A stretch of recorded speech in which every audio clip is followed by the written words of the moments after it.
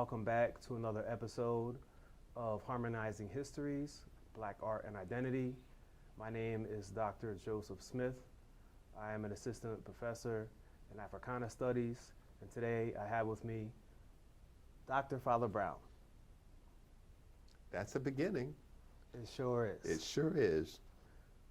So today our episode is going to be framed around the following question. So, Father Brown, how can we frame Black song as having the same purpose from spirituals to the blues and other forms, or what some others might call genres? Well, I'm going to quote one of your favorite professors that you have always held up in such high esteem, the late Dr. James Cone, who says that Black music, altogether Black music, is not an artistic creation for its own sake. Rather, it tells us about the feeling and thinking of an African people and the kinds of mental adjustments they had to make in order to survive in an alien land. Now, that's what I would move to say about what we call Black sacred song or Black secular song. And James Cone, in the book that I just quoted from, it's called The Spirituals and the Blues. And that to me is his classic contribution to our culture. He said that they both came from the same need to talk about the feeling and the thinking of how do you make adjustments and survive in an alien land. Now, as far as I understand it, and I agree with Cone, that the blues are secular spirituals. But what is the spiritual doing? The spiritual is putting the person, the persona, central into the story. And as I have said a number of occasions, the greatest part of the genius of reading scripture in the Black sacred music tradition is the people who never had a voice, or the great heroes, the singers are not observing this behavior. They are the ones who are acting out the story. Now, there is one song that I find to be an incredible lead-in to what we might call sacred spirituals or the blues or other popular Black forms of music, because it really does focus on the centrality of the person, the I. But the song actually is talking about Jesus at his most abused, when he is being scourged by the soldiers and mocked. He is being rebuked, he's being scorned, he's being mocked, he is being physically harmed, almost like the prelude to a lynching, which is what it really was, because that was James Cone's last book, The Cross and the Lynching Tree. He really came home with these ideas. But the fact that this one song that I would like for us to listen to now, it's the a cappella version of it, sung by Mahalia Jackson, I've been buked and I've been scorned, which means I have been rebuked and I've been scorned. And then we get the feeling of someone who has been going through this in the days of enslavement. But you can feel it today. But then we can move to the blues, or what they call the blues, and see that it's the same feeling, the same voice, but on a different spot on the plantation. So let's listen to that song now.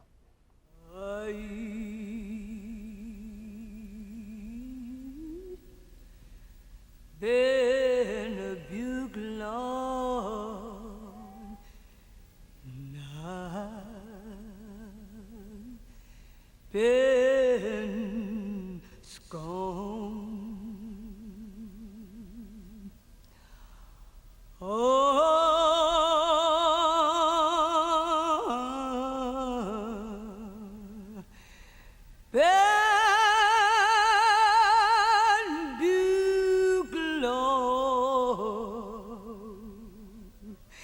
And I've been scorned.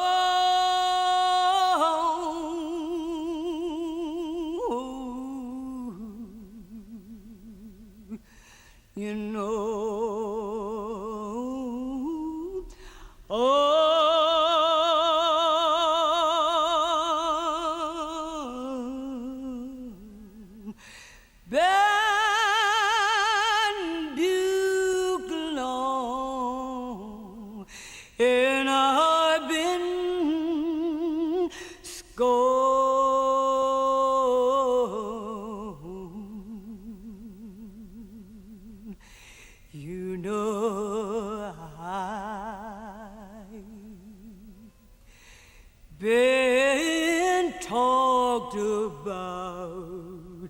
Sure, you born. I'm gonna tell my Lordy when I get home. I'm gonna tell my Lord when I get home. I'm gonna tell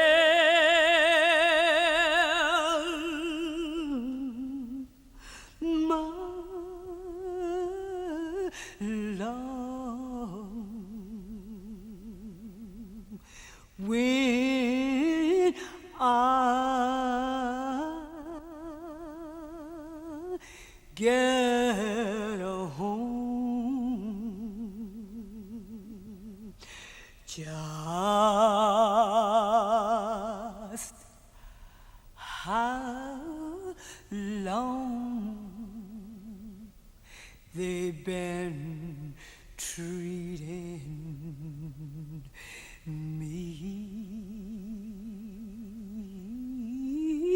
wrong. Lord, you know I've been abused and I've been scorned. Lordy,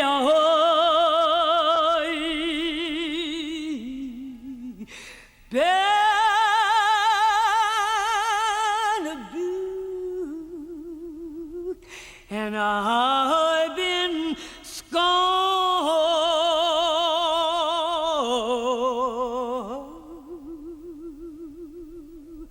Lordy,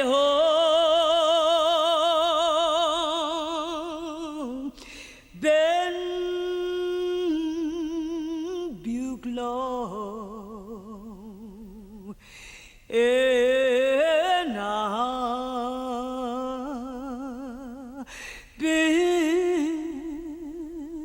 scorned. You know I've been talked about. Sure, you born.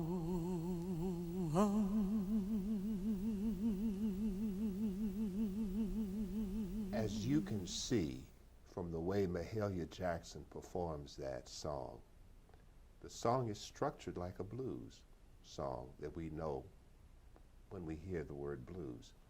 The repetition, 3 times over, and then move to the next line. The very sound, the notes, the key, the melody, all very identifiable. Why is it Black sacred song? Because it's Jesus, who never said a mumbling word, talking. But you also got the great moment here of, I'm going to tell my Lord when I get home just how long you've been treating me wrong. If that ain't a blues theme, I don't know what is. These songs were being done one place or another, but after a while, after enslavement was theoretically over, people were able to move in more places. But the need to continue to reflect in art, which is therapeutic, as we have all understood all art to be therapeutic, as you moved into a different environment, You might have been preaching to a different kind of choir, but you are going to be preaching about the same incongruities and contradictions and complexities and abuses of being alive in a racist society, which would take you scorned, ridiculed, debased, physically harmed, and threatened. All of this stuff that we talk about as black music is all there in that song. And the fact that it's even structured as we have come to know how blues songs are structured, with the repetition and all of that, and the conclusion about how I can hardly stand this. I'm all by myself. I don't know what to do. But you know what? I'm going to sing it and shout it. What Jesus couldn't do in the scourging moment, I'm going to put word and sound to it and gather another group of people to me to say, we understand you're speaking to us and for us and about us. And is that what you mean by the personal and the spiritual? That is exactly what I mean about the personal. The person is central to every song, and they not only make themselves quite clearly the subject of it, but they identify with others. Mm-hmm. Me singing about my condition, I am deliberately telling you that I share this condition with you. And it is so culturally focused and specific about being black in the United States. But by being so culturally specific, it becomes universal. Anybody who's going up against these contradictions and abuses of culture is going to feel it and understand it and agree with it, and art builds community. And that's also what I mean every time I've ever said this, that all art is political. Mm-hmm. It brings the polis, the people, together. Mm-hmm. Strangers become united while the art is being done. That was the whole theory of the poetics and classical drama, but it's also exactly what is being performed here. I'm calling you together based on my pain and suffering, and by doing it, it lessens my pain and suffering and lessens yours, because we can say, we're letting the sound and the song do something to us for just a moment. So would you say that one of the streams that runs through black sacred songs to the blues and other forms is the role of the black artists tapping in not only to their personal experience, but their personal experience again to elucidate what the black community is going through to sustain themselves? Yes, I would, because I think that the representative self is something that I also teach when I'm teaching the slave narratives. Mm-hmm. But it's also true when you get even someone, even though that's not the part of this conversation, W.B. Du Bois, who talks about the souls of black folk and the expressive culture, and he deals with the sorrow songs, but he also deals with the complex political situation of being in the middle of a lynching world, being ridiculed and scorned in grade school when the little girl refuses to take his social card. Everybody says, I'm speaking on behalf of the people. Now, a lot of other artists are just going to say, I'm speaking on my behalf and I hope somebody else feels it.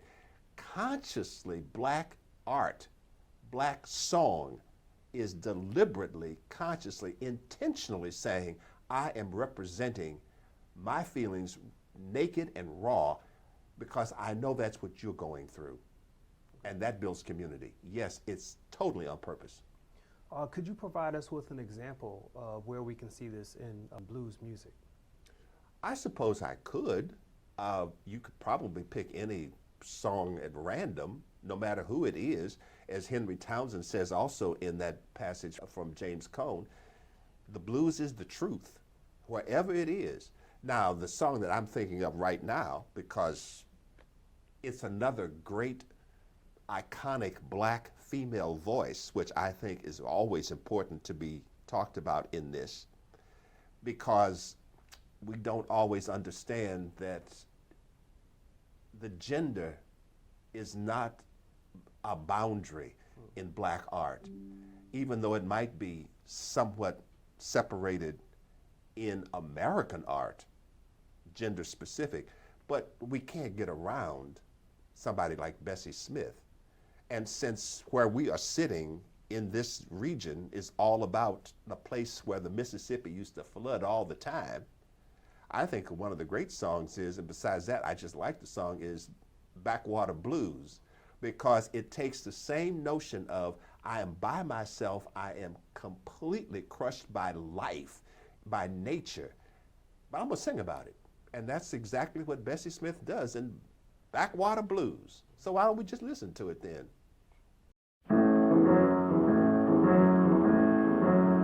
When it rained 5 days and the sky turned dark as night. When it rained 5 days and the sky turned dark as night. Then trouble taking place in the lowlands at night. I woke up this morning, can't even get out of my door. I woke up this morning, can't even get out of my door. There's enough trouble to make a poor girl wonder where she wanna go. Then they rolled a little boat about 5 miles across the pond. Then they rolled a little boat about 5 miles across the pond. I packed all my clothes, threw them in, and they rolled me along. When it thunders and lightning and the wind began to blow. When it thunders and lightning and the wind began to blow. There's thousands of people ain't got no place to go. Then I went and stood up on some high old lonesome hill. Then I went and stood up on some high old lonesome hill. Then looked down on the house where I used to live. Backwater blues done caused me to pack my things and go. Backwater blues done caused me to pack my things and go. 'Cause my house fell down and I can't live there no more.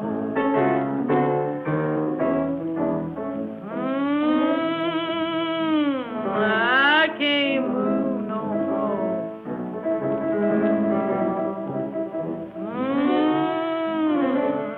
I can't move no more.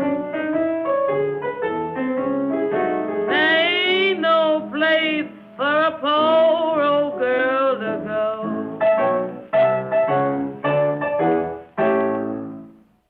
Now, anybody listening to that song 80 or 90 years after it was first done would have to realize the immediate connectedness to what's going on in the world somewhere today. The floods, the climate change, the inability to ever want to get up and go somewhere else because everything you had has been lost. Migrants, displaced persons, people who have been victimized in this country because of floods and hurricanes. When we stop back and think about Hurricanes Rita and Katrina that moved people, she was singing about this in the early 30s, but somebody could have been singing about this in 2015, 2005, 2022 or 23. It doesn't make any difference But another part of what I consider to be an aspect of the blues, making it different from the spirituals slightly, is that the spirituals was being sung by people who were pretty much locked on that land. Now they get sold, moved, or run away, and they might be singing the same song in Virginia that they sang somewhere in North Carolina when they got moved up there, or somebody singing in Mississippi what they were singing in Virginia. So the songs did move, but it wasn't a grand migration of art. But the blues, part of what the blues is about is, I got to get up and go. I ain't got no place to go. I'm on my way somewhere else. Don't know where to go. All this notion of the migration, the mobility of this music is also part of how it's defined for me. No matter where you are, you done gone through something like this. Now, every time I listen to this song, I get something else out of it. And I'm thinking somebody like James P. Johnson is playing the piano in the back of this one, but somebody can always find out if I'm telling the truth. I'm pretty sure he is because it sounded like him. But I'm old, and I was born and raised in Southern Illinois region before the levees were all finished. So I know what this song is about. This song is about something I experienced. Standing in the dining room, looking out the window when a canoe comes up in what they call Centerville, Illinois now. A canoe comes up, and my grandmother throws a rope out so he can tie that rope around some food, and she can haul it through the window because the floods were so high in what we call Greater East St. Louis. I know that. I don't need to say I was in the 1930s because I wasn't, but I also know that this is going on in Florida, in California, in Texas, now. But the notion that the song moved everywhere because the singers were always on the move. This music, they say, well, you know, the blues started in such and such a place. No, you're talking about the Great Migration. I have also maintained, you got to get a little money out of this one. I ain't singing I've Been Butte for money. I'm singing it because somebody just got through getting beat up by the master's wife because she didn't like the way she looked. That's why I'm singing that song. But I'm singing this one because I'm gonna need some little change to go somewhere too. Not only that, but you're gonna bring me into a studio and put a microphone and some lights and all this stuff around me, and I'm gonna get some out of this, ain't I, sir? Okay. And then you're gonna sell it to some other people, and we're gonna be bound as a community in a digital environment. Hello. And they used that digital media of those days the same way their ancestors used the drums back in Africa on a high lonesome hill, pounding out language across a valley so somebody else understood it. This is no different from we always have done it, but it's much more evident and relevant to not only what is being sung, how it's being sung, and why it's being sung. We are making community across space and time with electricity. So what I would like to do then, now, Father Brown, is I would like to get you to respond to a section of your article that you wrote titled Responding a Blues Aesthetic. One of the things that I was drawn to when I read this article in relationship to what you just said is this. You say here that the blues hero never kills herself. The blues hero dies because life squeezes him closed finally. But the blues hero cannot take his own life, squander it, gamble it, drink it, smoke it, shoot it, spill it away, yes, but inflict the killing blow, no. So I'm wondering if you can extend and expand upon your remarks that you've just made about how the personal is infused with both within the spirituals and the blues as a way to sustain black life. That article was a chapter of a museum catalog of the blues aesthetic that was done at the Washington Project of the Arts. And the person who curated that, who put it together, is now a distinguished chair professor at Duke University, Richard Powell, who also illustrated my very first book, Accidental Grace.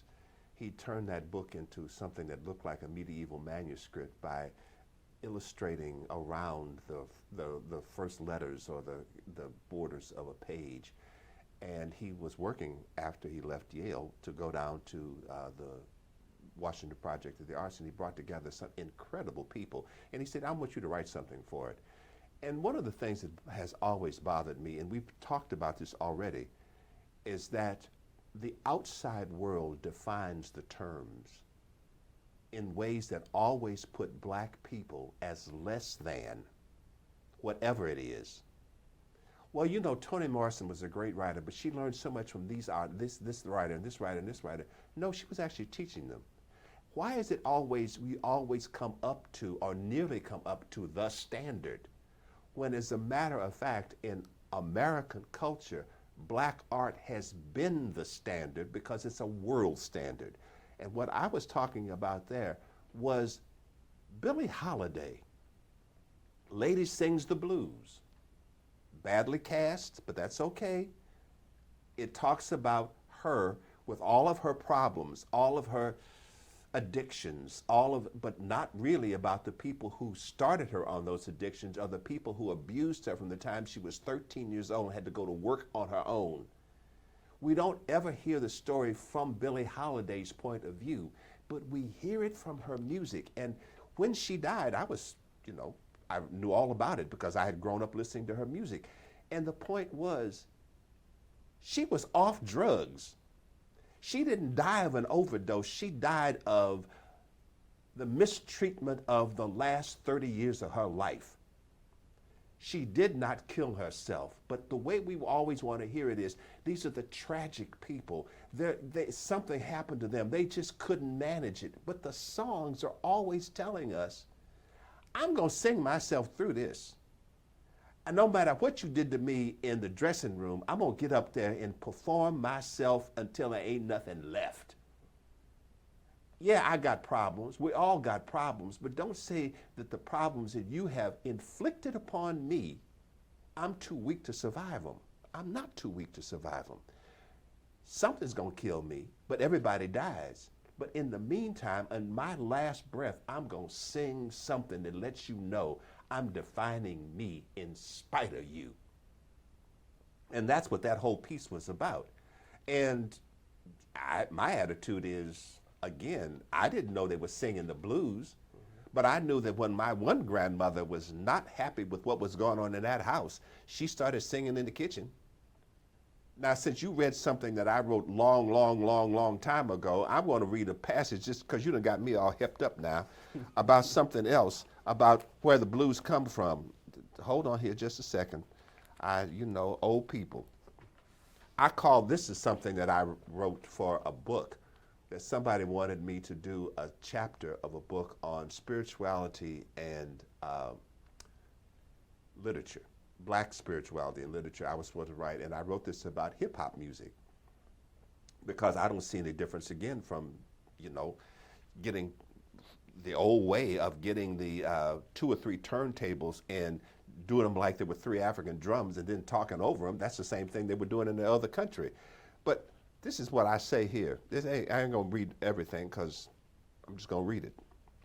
The blues started in the kitchen, in the field, on the wagon, under the tree, in the shadowed perches of the rural South, and took the Dixie Flyer and the Southern Cross and all those fleeing certain death. The songs followed the social function of music in most traditional African villages.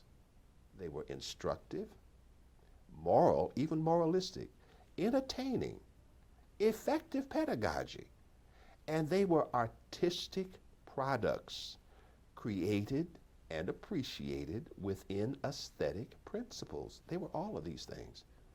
They were not composed and polished in order to make economic fortunes for the singers and the musicians. Oh, now don't get it twisted.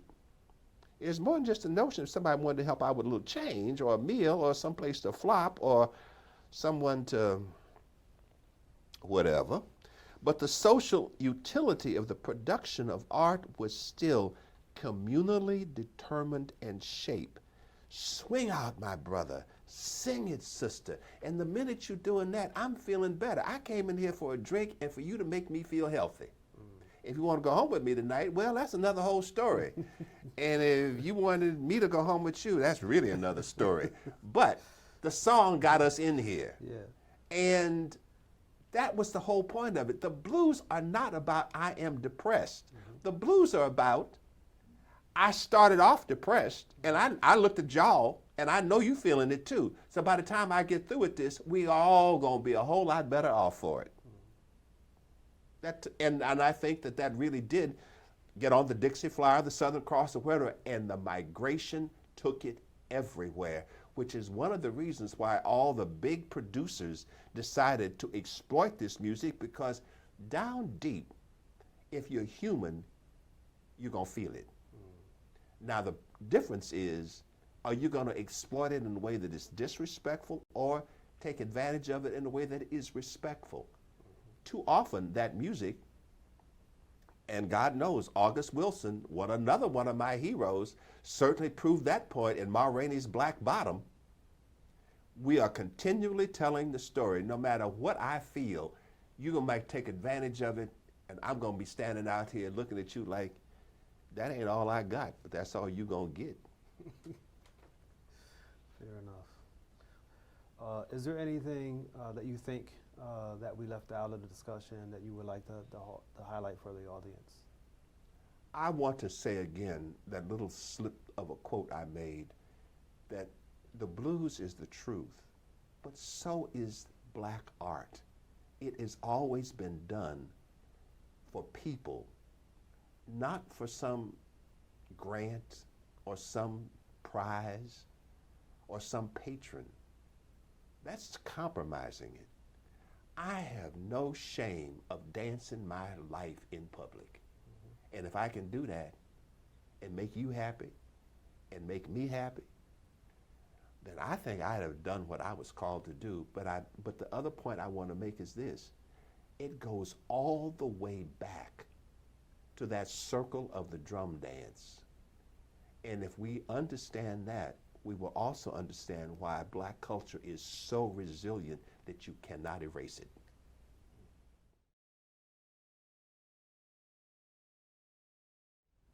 How do these unschooled beings manage to create such wonderful art? The answer: hard work is often accomplished in learning environments not licensed by the State Board of Education. After all, that organization is an economic arbiter, not a referee of the pedagogy of surviving in this cold and friendless world.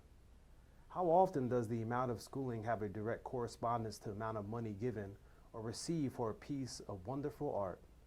No schooling, no money, an MFA, top prices in the marketplace. It's enough to make you want to sing or paint or dance or write the blues. I appreciate your finding that passage from something I wrote a very long time ago. And I think it's amazing because just Wednesday afternoon, I was reading the poem, O Black and Unknown Bards, for my class on the spirituals. The poem was written by James Weldon Johnson, who with his brother wrote Lift Every Voice and Sing. He was the field secretary for the NAACP back in the 20s and 30s and did so much of the field research on lynchings and other things. And in the end of the poem, it's a brilliant poem. I love it. It's found in the preface to the books of American Negro spirituals, and that was one of the things he and his brother did in the early part of the Harlem Renaissance. But he says, oh, there's a wide, wide wonder in it all. And then he talks about, you sang far better than you knew. You sang a race from wood and stone to Christ. And I had to say, when I first read that, and it was part of the spark for my dissertation about the black aesthetic, Mr. Johnson, you got it wrong. They did sing, and they knew what they were singing. They weren't primitive. If you didn't go to school, you just did that by accident. Oh, you're just intuitive. You people are natural singers and dancers. No. From the time I was 2 years old, I was watching my great uncle do all that stuff out there in the yard, and I'm learning that. And he said, no, baby, do it this way. No, baby, do it that way. Somebody said, no, boy, give me that thing. Let me show you how it's done. I just went to school. Did I get a degree in it? No. But I have been studying and learning it. And some babies in the African culture were being taught drum rhythms in their mama's wombs. They came out knowing this stuff. We know this now when we study children and the prenatal state of them. We always know that people are learning something every day. But the whole notion of American culture is you people, whoever you people are natural at this, you're good at this.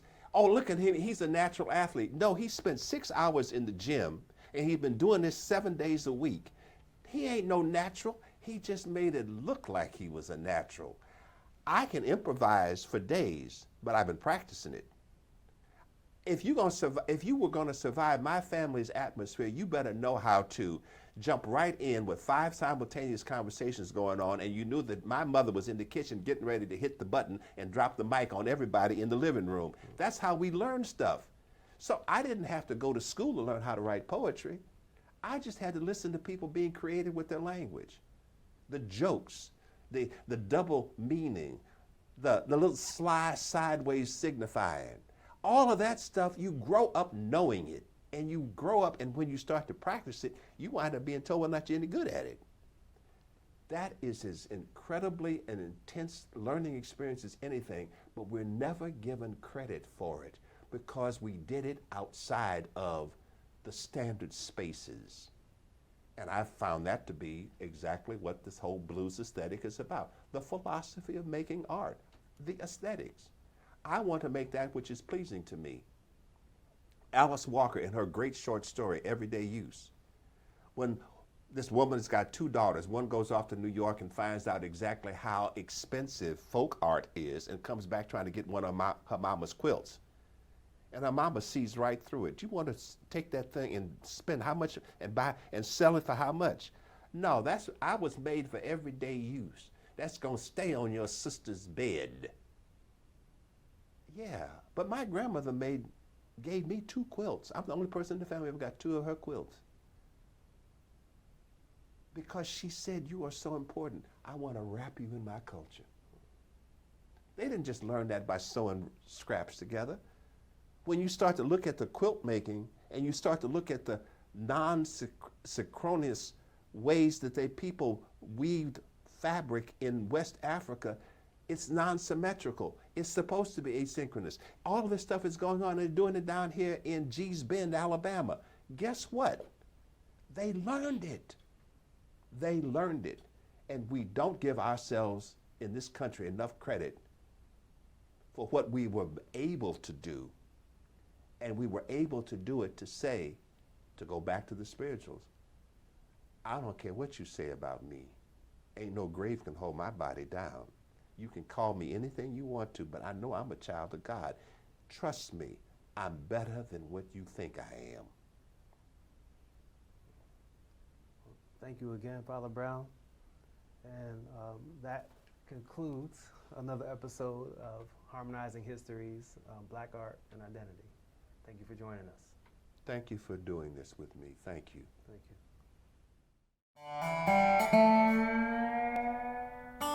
you.